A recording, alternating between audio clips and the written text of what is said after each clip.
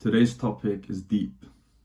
When I say deep, the reason is because you know how rare it is to see losses on social media. It's even more rare to see the self-reflection of someone's self-worth dropping on social media. So we're not talking about how it feels during the difficult days, during the losing days. I'm talking about how the losing days and the difficult days cause a person to question their self-value and self-worth. Because the majority of people, look, this is a male-orientated industry, and the majority of people literally wear an iron mask. And some will see this as a strength, some will see this as a weakness. I personally think it's a strength. I think there's power in a man being vulnerable, having the courage to speak up, to speak about their most difficult moments. A lot of guys just suppress it.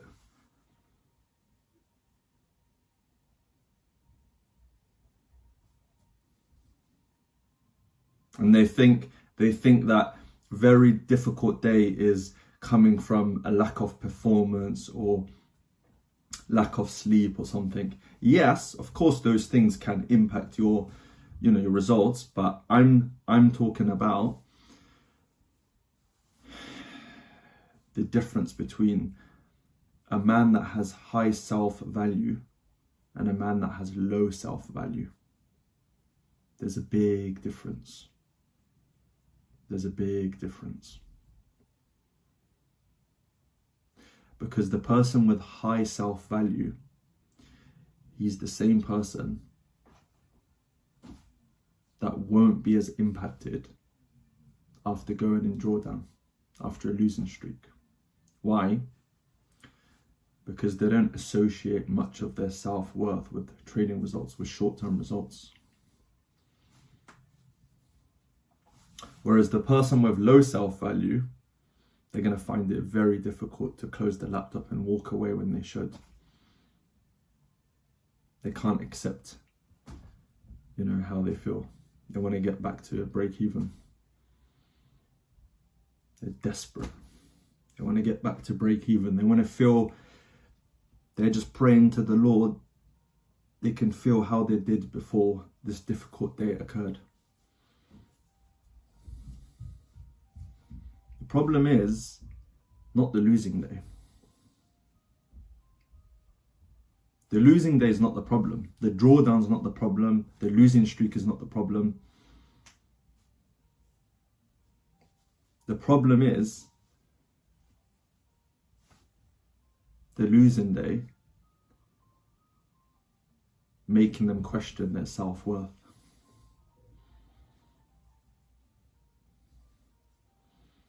Now, most people will literally dismiss this. They'll think, this isn't that important. And the reason they'll do that is because they don't want to admit how difficult it can be, so they don't have to address their own issues. They think, it'll be all right. In the near future, this will be solved. But it won't. This is one of the most difficult things to solve. This is the same thing that had me, after a losing day or a losing streak or blowing an account or challenge, this had me hiding under my duvet cover. This literally, I built a tent for myself after the trading session. I'd get under my tent. I wouldn't even want my face to be outside of the duvet. All of me had to be under the tent. That's where I spent most of my trading days at the beginning. Because when you become obsessed with a niche, when you become obsessed with a goal, when you become obsessed with even a person, when that's not working out as you want it to be, it's going to impact your self-worth. It's going to feel like your whole life is going downhill. Because you've got tunnel vision. All of your attention is on one thing and it's neglecting everything else in life. There's no life balance. When you become obsessed with something and you associate your success or your feeling of worthiness and deservingness and success and self-worth and self-esteem and value with that thing, when the results are not materializing how you would want them to, you're going to be impacted. And you're going to take big hits at the beginning of the journey. You're going to take big hits at the beginning of the journey. Why? because then at the beginning of the journey is when it requires a lot of your time. You should always be a student of knowledge. You should always be improving and growing. And at the beginning, it requires a lot of people to continuously learn and experience different market conditions. But that's not what most people want. They can't do that. They can't sit there and just watch. They can't sit and do nothing. And that was me for a long time, until I learned the deliberate act of doing nothing is an act of doing something. So when I intentionally, deliberately choose to do nothing and just sit on my hands so I can learn from watching, that's an act of doing something, because I'm doing it deliberately. But if you've been told your whole life, oh, why are you sitting there? Get up and do something. Like, I know millionaires that have retired that literally feel guilt now, even if they've got enough money to last them a lifetime, they feel guilt when they're doing nothing, because they grew up being told, like, you need to be productive. You can't just sit there. What's the point reading? Or what's the point, like, just watching that? Or, do you know what I mean? So you think, like, when you're sat in front of the charts and you're doing nothing, when you sit in front of the charts and you're doing nothing, you literally feel like you're not being productive. So they have to push a button. They have to click something so they can feel short-term productive. And that's a problem. You have to rewire your belief system into knowing, like, into believing that the deliberate act of doing nothing is an act of doing something. There's a lot of power in silence. There's a lot of power in observation. There's a lot of power in choosing to listen, just to listen, not to respond. Like, just observe yourself, even during conversations with people on a day-to-day basis, how many times you're listening, waiting to respond. You can't wait to respond. Sometimes you'll speak over the person.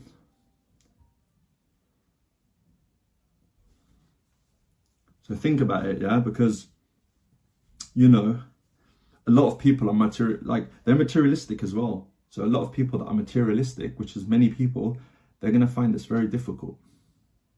Because your definition of success, that is going to be one of the big factors that play in this thing we're talking about. Like, my definition of success has changed dramatically from the past. In the past, I used to define success as being successful, having cars, having a big house, traveling the world, XYZ. But the true thing, success is living by your true values. That's something I'll talk about in another video. But for me, I've given myself the opportunity to create success in every moment. Not just in the day or in the night, in every moment. In every moment, I have an opportunity to live by my true values. If I live and act by my true values, I'm successful. Like, look at this, yeah? This is the baseline of your self-value, your self-worth. That's the baseline, right? This is like break even. So imagine a chart. This is break even. Above it is profit. Below it is drawdown. This is the baseline. This is a person, such as myself, that begins the trading day with high self-value. So when I say high self-value, please don't get that mistaken for arrogance. Arrogance is when someone thinks they're better than somebody else. They look down on others. That's the worst. For me, that's one of the worst things a person can have. I'd rather die slow than have that. Like, God said, the space between an arrogant person and heaven is 500 years. We're not talking about being arrogant. We're talking about just having high self-value, meaning like how you view yourself. So before I come to the chart, say a person has high self-value, they start here, they start their day here. When they go into when they take a loss, they go here. When they go in a losing streak, they go just like there. They're still able to walk away and close the laptop when they should. Whereas if you have a person with low self-esteem and they begin the trading day here, as soon as they take a loss, they're literally near the baseline. And when they go into drawdown, their self-value, they start, like, it goes below the baseline. Do you know how dangerous this area is? This is where they start literally saying, like, is this worth it? What if my family are right and this is all a pipe dream? What if I never amount to nothing? What if I stay broke? Maybe I'm supposed to just be an average person on this earth. Maybe I'm not meant to be, like, financially free. Like, it literally gives me, like, goosebumps just thinking about it. Like, honestly, it makes me emotional, because I remember being there for, like, years. Like, I wouldn't say I started off my journey with high self-esteem. And most people won't frame it in this way. They won't frame it in the exact words of, like, oh, I'm doing this to prove to others that I can succeed in a difficult game. They won't say that, but the truth is that is the reason they're in this. These people, like, a lot of people won't, like, they grew up, they didn't feel loved and validated. They felt neglected. That's why the markets is like a great place to escape that. It's a great place to prove to others that you are something. You're going to make them regret it. You're going to make them, like, swallow their words. This ain't a joke. This ain't a joke. This is a hard game.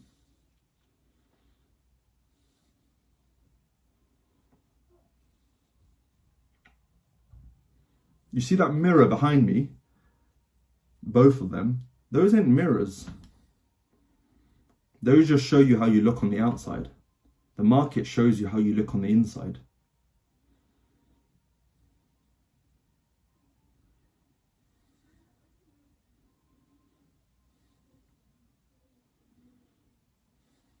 You have to find value in other places.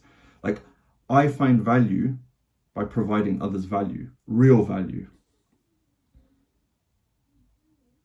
I find value by living by my true values. That's how I measure myself, my self-worth. I have high self-esteem for as long as I'm doing what needs to be done.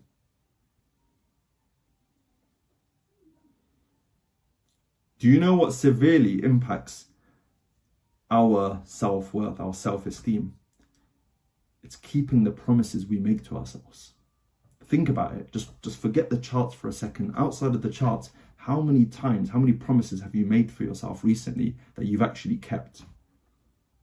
You might have said, the last time I'm going to smoke was the last time, but you smoked again. The last time you said was the last time you're going to watch pornography, but you watched it again. You said you're going to go on a run, you didn't. You said you're going to go gym 4 times a week, you didn't. You fell short. You said you're not going to eat junk food, you ate junk food. You said you're going to sleep earlier, you didn't. You slept late. Every time, think of it like this. Every time you break a promise that you make to yourself, it makes your self-esteem go lower. Think of what level your self-esteem is at when you're arriving to the chart. Honestly, most of the industry, their self-esteem is literally just above baseline. As soon as they go on a losing day or losing streak, it dips below the baseline into the most dangerous territory you can be in. Whereas the person here, such as myself, when they take a loss, they go on a losing day or losing streak, I don't start to question my being, my self-worth. It pinches me. I won't lie to you. It causes me, it feels like a pinch. It feels like I've been pinched. It does hurt, it stings. I love the word sting, because whenever I'm in, like, a position and it's coming near the stop loss, I'm expecting to feel stung by something. I'm literally already expecting to feel stung. So when it happens, I'm not all shocked and surprised and trying to run away from the feeling and suppress it and distract myself. I already expect to feel stung.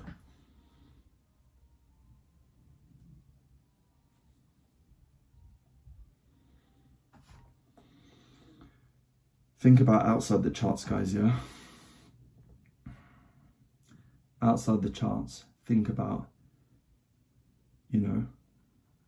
like, for me personally, it can't do more than sting me. Why? Because I don't measure my self-worth by the results of trading. I don't measure my self-worth. I don't measure the value of myself by the results, by the short-term results of my performance. I measure my self-worth. I measure my self-worth by my relationship with God. That's how I measure my success. My success depends on how well my relationship with God is, not my short-term trading results. You have to go and find value in other places. You have to go and create a balanced life. And I know it's hard at the beginning, because at the beginning, you have to be obsessed. You have to I spent 14 hours backtesting at the beginning. 14 hours every day backtesting. I neglected sleep, food, everything. You don't have to do that. I believe in working smarter and harder, not just harder.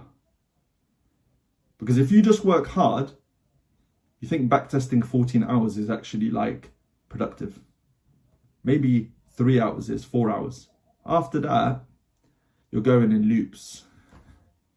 It just feels like you're being productive. You should focus on like 2-3 hours of deep work and then take a break. Do deliberate backtesting. Do things deliberately. Every action that you take, every action that you embark on, do it deliberately, intentionally. Think about what you're trying to achieve from this. So when you backtest, think about, I'm backtesting just entries.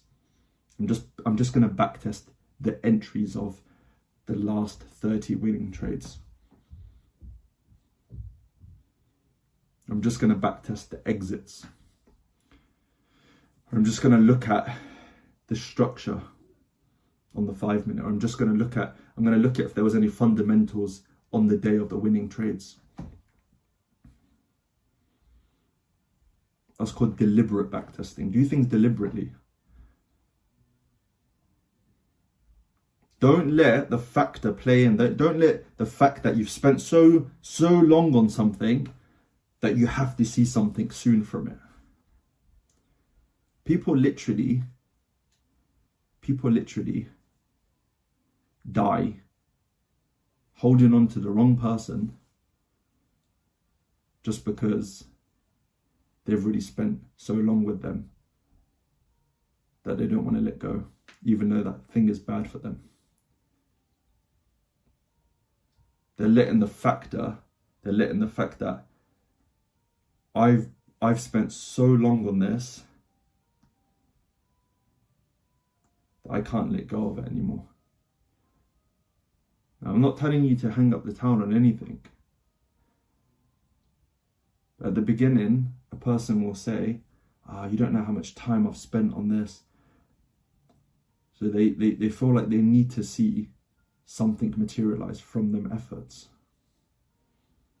At the beginning, that's how it feels. And that's why it's the hardest. Because at the beginning, you're putting in so much effort into something